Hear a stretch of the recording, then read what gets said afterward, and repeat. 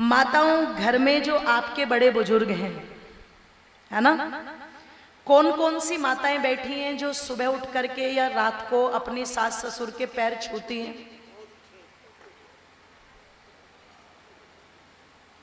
कोई सी नहीं छूती होंगी, सारी की सारी चुप बैठी है, शांत।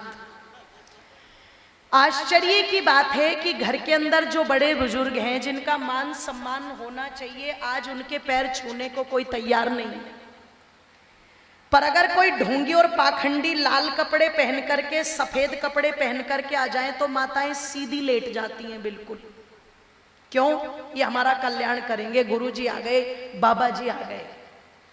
और इतना ज्यादा खुमार बाबाओं का चढ़ा हुआ है आज तो कुछ माताओं के ऊपर, इतना ज्यादा कि कईयों ने पता लगा 7-7 दिन लगाए आश्रम में। पति ने पूछा कहां गई थी? बोले सेवा करने। पति ने कहा मेरे बाप की सेवा तो तेरे से होती नहीं, माँ की सेवा तू करती नहीं, और ऐसा कौन था जिसकी सेवा करने तू गई थी? इसने कहा मैं गुरुजी की सेवा करने गई थी। पति ने कहा गुरुजी क्या तेरा फूफा लगता है? तुझे सेवा करनी है तू घर में कर, वहां क्या लेने गई थी? बोले देखो खबरदार, अगर मेरे गुरुजी के बारे में कुछ भी कहा तो तुम्हें नहीं पता हमारे गुरुजी भगवान हैं, ऐसा नामदान देते हैं कि सारे कष्ट कट जाते हैं। पति ने कहा अगर ऐसा नामदान देते तो ला मुझे भी बता दे। तो पत्नी कहती है देखो नामदान तो नहीं बता सकती।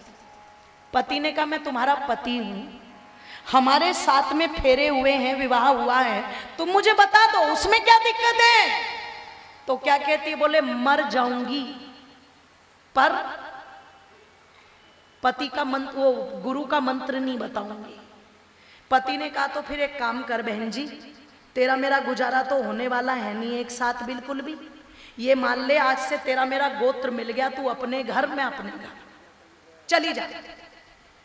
पति का घर छोड़ दिया, लेकिन गुरुजी का मंत्र, बोलो सच्ची घटना है ये, सच्ची। पिता के घर पर पहुंची, पिता ने पूछा बेटी क्या हुआ, दामाद जी कहाँ है? तो बोले दामाद को दे दो चूल्हे में। छोड़ दिया मैंने दामाद को कि क्या हुआ? कि मैं गुरुजी की सेवा पर गई थी तो मेरे गुरुजी को अनाप शनाप बोल रहा था, मंत्र पूछ रहा था, मैंने बताया नहीं तो मुझे घर से निकाल दिया। पिता बड़ा समझदार था, उसने कहा बेटी तेरे पति सही हैं, तू गलत है, चल वापस माफी मांग और बोल पति से कि आज के बाद किसी डेरे पर नहीं जाऊंगी, सेवा करूंगी तो अपने सास ससुर की करूंगी, पति की करूंगी, चल माफी मांग। तो तुरंत क्या कहती है? पिताजी मर जाऊंगी पर माफी नहीं मांगूंगी, ना गुरुजी को छोड़ूंगी। पिता ने बेटी को डराने के लिए बोल दिया कि फिर इस घर के भी दरवाजे तेरे लिए बंद हैं। ओ मेरी माताओं, जरा सोचना कितनी पक्की बना दी होगी वो। अपने पिता की तरफ चुटकी बजा करके कहती है कोई दिक्कत नहीं, ना मुझे पिता की आवश्यकता, ना मुझे पति की आवश्यकता, क्योंकि मेरे लिए तो धन धन सतगुरु तेरा ही आसरा, और तू ही पीहर, तू ही सासरा, सब कुछ तू ही है। अब आप विचार करो, जो इतनी पक्की है कि पति छोड़ने को तैयार, पिता छोड़ने को तैयार, मैंने उनके लिए लिखा था आर्य समाज गुरु का विरोध नहीं करता, लेकिन गुरुडमवाद का विरोध करता है। और किस रूप में करता है? गुरु जी आ रहे हैं और तुम्हें बहका रहे हैं, गुरु जी आ रहे हैं, तुम्हें बहका रहे हैं, बनाते हैं चेले और चेलियां, गुरु आ रहे हैं, तुम्हें बहका रहे हैं, ओ गुरु आ रहे हैं, तुम्हें बहका रहे हैं, बनाते हैं चेले और चेलियां, गुरु आ रहे हैं, तुम्हें बहका रहे हैं, बनाते हैं चेले और चेलियां, गुरु आ रहे हैं। सिरसा में धन धन सतगुरु तेरा ही आसरा, सिरसा में धन धन सतगुरु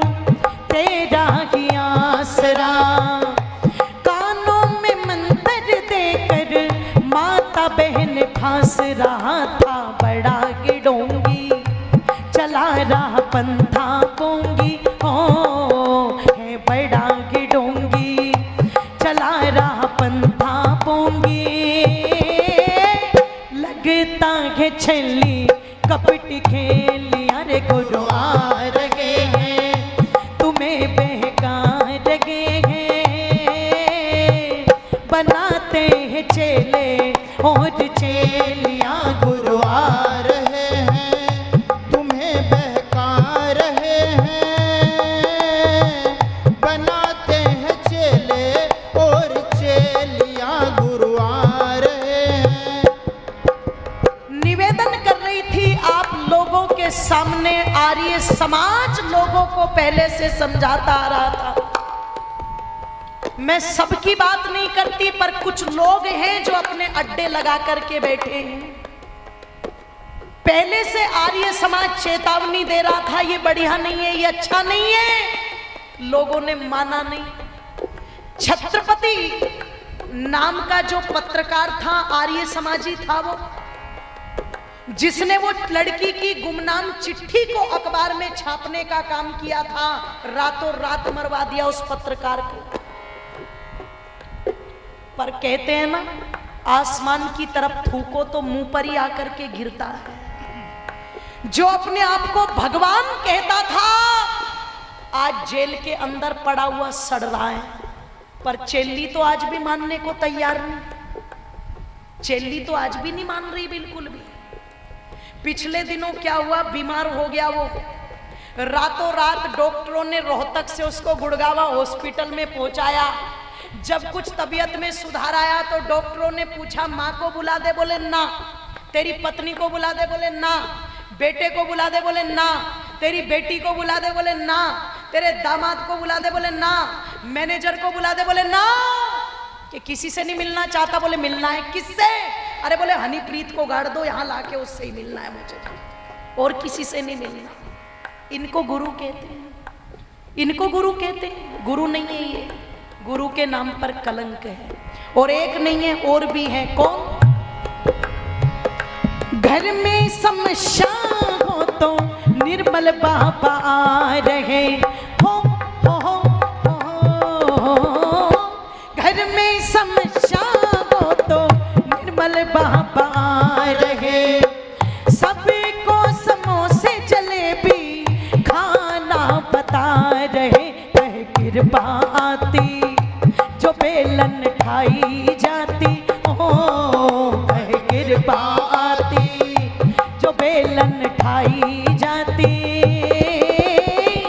भट्टे वाला बन गया है बहेलिया, गुरु आ रहे हैं, तुम्हें बहका रहे हैं, हो गुरु आ रहे हैं, तुम्हें बहका रहे हैं, बनाते हैं चेले और चेलियां गुरु आ रहे हैं।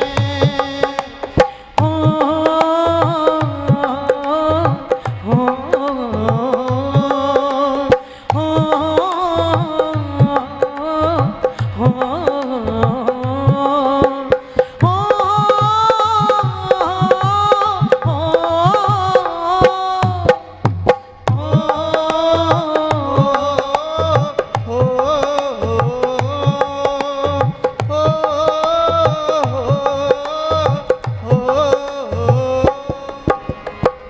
कहीं आशाराम कहीं रामपाल बैठे हैं, कहीं आशाराम कहीं रामपाल बैठे हैं।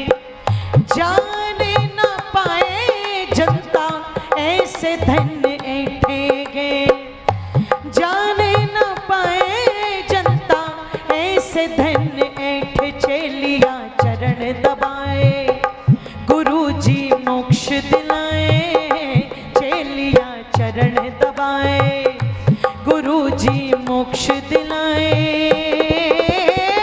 सत्यानाश सत्संग का हो लिया, गुरु आ रहे हैं, तुम्हें बहका रहे हैं,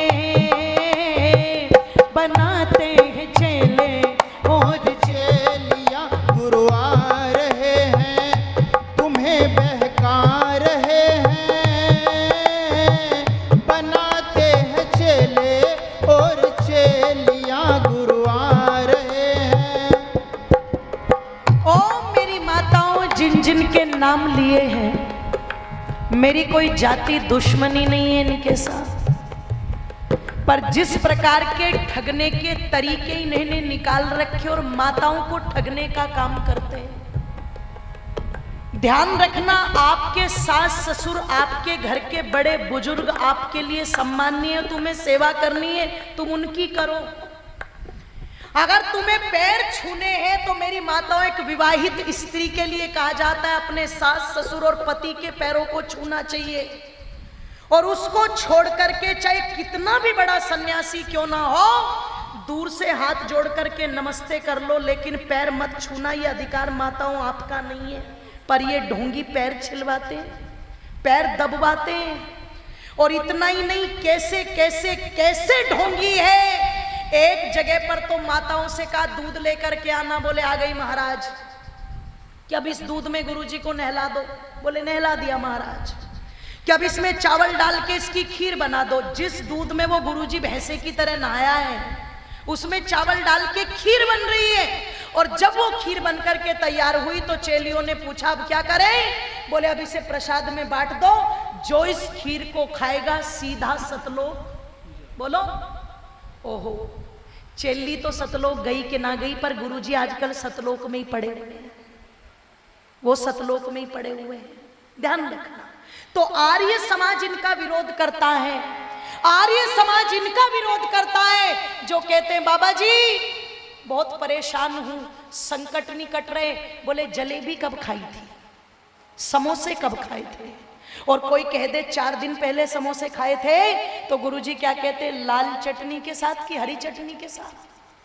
अब कोई कह दे लाल चटनी के साथ, बोले खाने तो हरी के थे, यही तो गड़बड़ हो गई। एक ने कह दिया जी मैंने तो हरी के साथ खाए थे, बोले तुझे लाल के साथ खाने थे इसलिए गड़बड़ हो गई। एक ने कहा जी मैंने दोनों के साथ खाए हैं, तो बोले तेरा भट्टा इसलिए बैठ गया, तूने दोनों खा ली, तुझे चटनी नहीं खानी थी। बताओ, ये समाधान निकाल के बैठे, ये गुरु है क्या? ये गुरु नहीं है माताओं। गुरु थे महर्षि गौतम, गुरु थे महर्षि पतंजलि, गुरु थे महर्षि व्यास, गुरु थे महर्षि दयानंद, गुरु थे महर्षि वृजानंद, गुरु थे महात्मा चाणक्य, जिन्होंने कभी भी संसार को भटकाने का काम नहीं किया, अपितु संसार को जिलाने का काम किया। अरे कुछ माताएं खट्टी होकर के ऋषि दयानंद के पास आ गई और आकर के कहती हमें उपदेश करो। ऋषि दयानंद ने ये नहीं कहा जाओ सारी की सारी कमरे में। क्या कहते हैं ऋषि दयानंद? माताओं घर चली जाओ और जाकर के अपने पतियों को भेज देना, मैं तुम्हारे पतियों को बता दूंगा, वो तुम्हें बता देंगे। न तो मेरा ये धर्म है कि मैं तुम्हें अकेले में उपदेश करूं, और मेरी माताओं न तुम्हारा ये धर्म है कि तुम अकेले में किसी से जाकर के उपदेश सुनो। ये थे गुरु, ये थे गुरु। इसलिए अंतिम पंक्ति, गुरु कहलाता है जो सत्य का प्रचार करे, गुरु कहलाता है जो सत्य का प्रचार करे, पाखंड का नाश करके देश का सुधार करे, पाखंड का नाश करके देश का सुधार करे। तुम उसको जानो रे अंजलि बाद में मानो, ओ तुम उसको जानो रे अंजलि बाद में मानो। बंद हो ये धूर्तों की टोलियां, गुरु आ रहे हैं, तुम्हें बहका रहे हैं, ओ गुरु आ रहे हैं, तुम्हें बहका रहे हैं। बनाते हैं चेले और चेलियां, बनाते हैं चेले और चेलियां, बनाते हैं चेले और चेलियां, बनाते हैं चेले और चेलियां, बनाते हैं चेले और चेलियां, बनाते हैं चेले और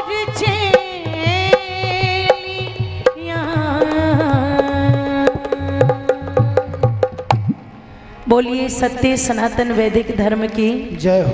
तो माताओं, आर्य समाज आपको पाखंड से बचाता है। आओ इस अविद्या का नाश करो, विद्या की वृद्धि करो। अच्छे विद्वान कभी बहकाते नहीं हैं, और जो बहकाते हैं वो कभी आपका कल्याण कर नहीं सकते। इस पर चिंतन करें, मंथन करें। बहुत बहुत धन्यवाद। इति ओम शम।